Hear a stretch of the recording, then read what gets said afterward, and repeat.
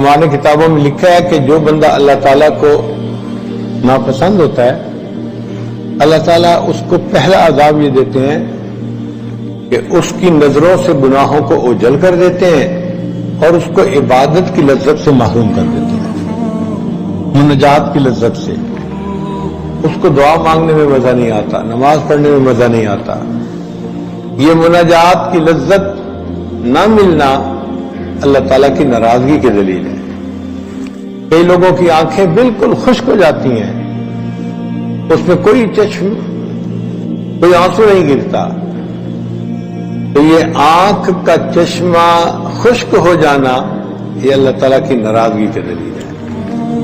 اللہ تعالیٰ بہت معاف کرنے والے ہیں، وہ گناہوں کو معاف فرمائیں گے، لیکن چند گناہ ایسے ہیں کہ جن کی وجہ سے موت کے وقت انسان کا ایمان سلب ہو جاتا ہے۔ چند گناہ ایسے ہیں کہ جن کی وجہ سے موت کے وقت انسان کا ایمان سلب ہو جاتا ہے۔ ان میں سے ایک، جو انسان مسلمان ہونے پہ خوشی نہ محسوس کرے، شکر نہ ادا کرے اللہ کا، ایک یہ گناہ۔ آج کل ایسا زمانہ آ گیا کہ لوگ اپنے آپ کا مسلمان ہونا بھی چھپاتے پھرتے ہیں، اور وہ اپنے اندر افسوس کرتے ہیں کہ جی ہم مسلمان ہیں۔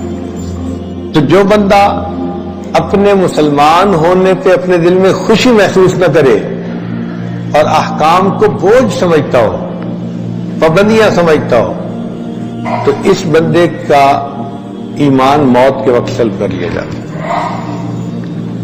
دوسرا، ایسے بندے کو اپنے ایمان کے ضائع ہونے کا کوئی خطرہ ہی نہ ہو، خوف نہ ہو۔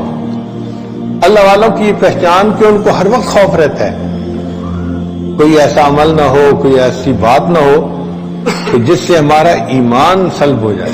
وہ ڈرتے رہتے ہیں، حتیٰ کہ جن کے دل میں احد پہاڑ کے برابر ایمان ہوتا ہے، وہ بھی اس طرح ڈرتے اور کانپتے ہیں کہ جیسے انہیں ہر لمحہ اپنے مرتد ہونے کا یقین ہو۔